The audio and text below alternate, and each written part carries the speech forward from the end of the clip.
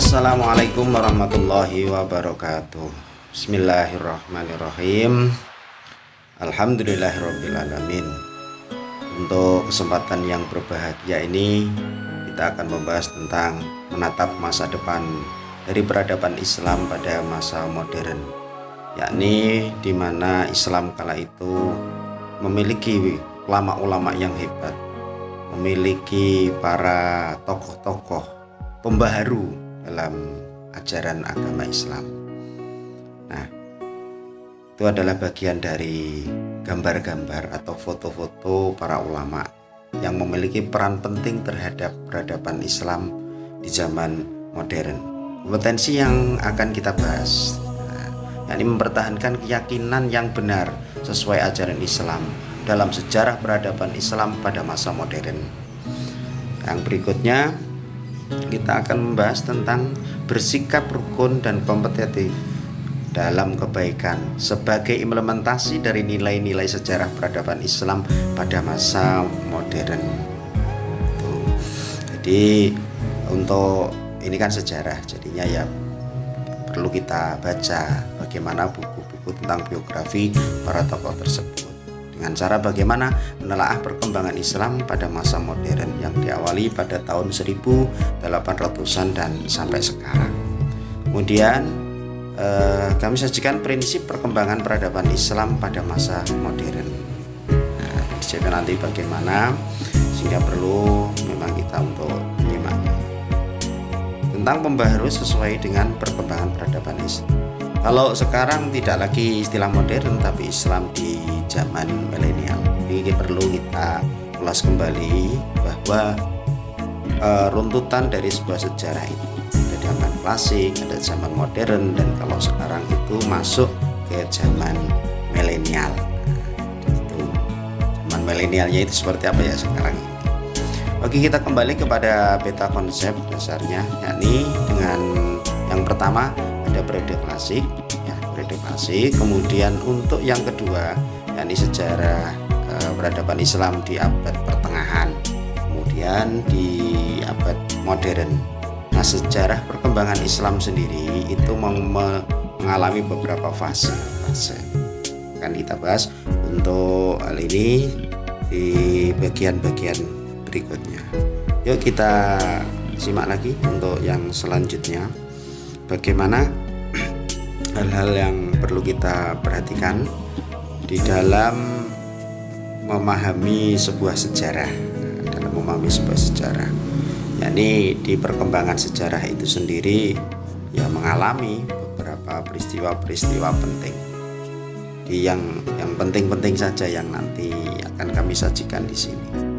Di antaranya yakni tentang apa tadi yang pertama, klasik. Ya, klasik dari tahun 650 sampai pada tahun 1250-an. Dan fase ini istilahnya adalah fase ekspansi, migrasi, dan puncak kemajuan dari peradaban Islam itu sendiri. Kenapa dia katakan sebagai puncaknya? Karena berbagai macam kitab, mulai dari ahli kedokteran, arsitek, dan ahli tasawuf dan lain sebagainya, itu para ulama bermunculan pada zaman itu, sehingga banyak sekali buku-buku yang sampai saat ini pun menjadi referensi untuk sejarah, ya, untuk referensi untuk bagaimana peradaban Islam. Nah, seperti itu. Bisa disimak kemudian di berikutnya di periode pertengahan, yakni pada tahun 1250 dan sampai 1800-an.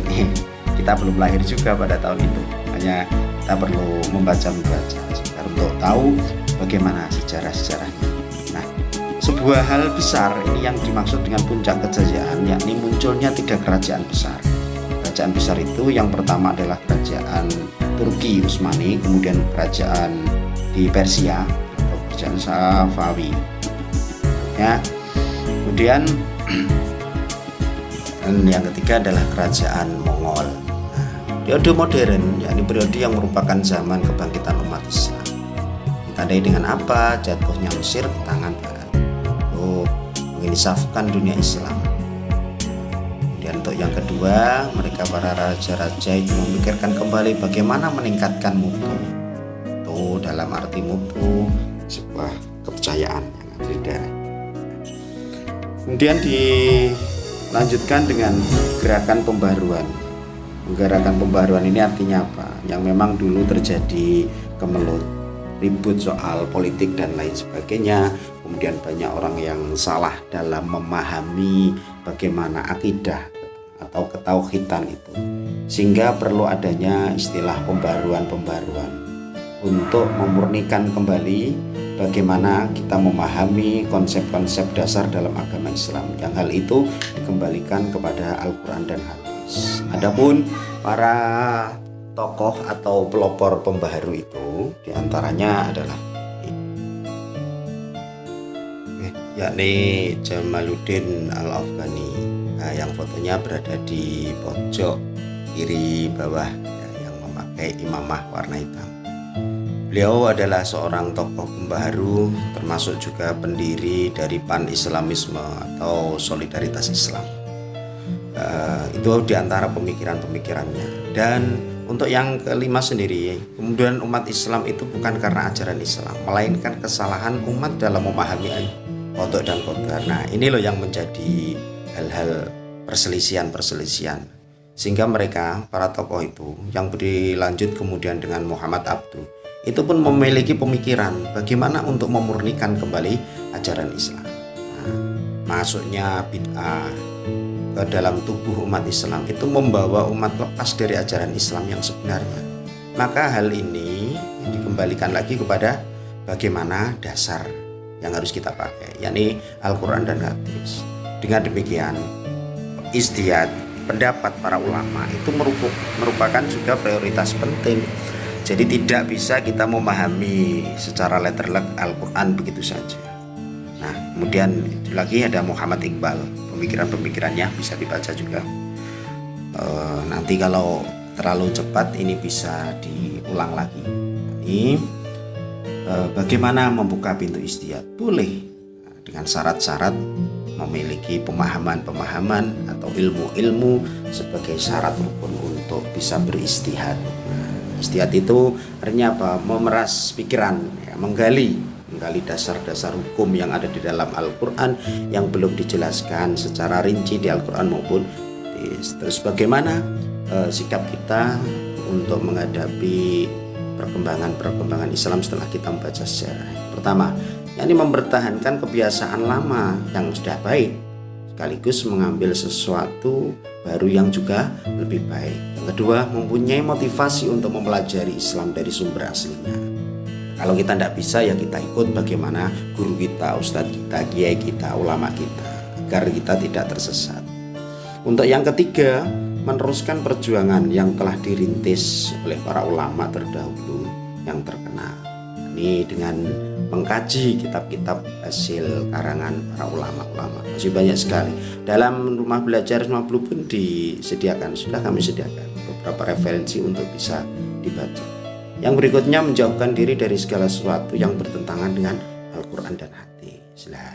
Kita kan tidak tahu bagaimana makna sebenarnya dari Al-Quran. Kita baca saja karangan-karangan kitab-kitab yang dihasilkan oleh para ulama terdahulu. Anak-anakku yang berbahagia, demikian. Jadi untuk bisa tahu lebih banyak lagi, tidak hanya cukup sekedar melihat atau menyaksikan video ini, tapi kita harus membaca lebih banyak lagi, dan referensinya sudah kami sediakan di rumah belajar Semua Blue. Silakan simak, dan Assalamualaikum warahmatullahi wabarakatuh.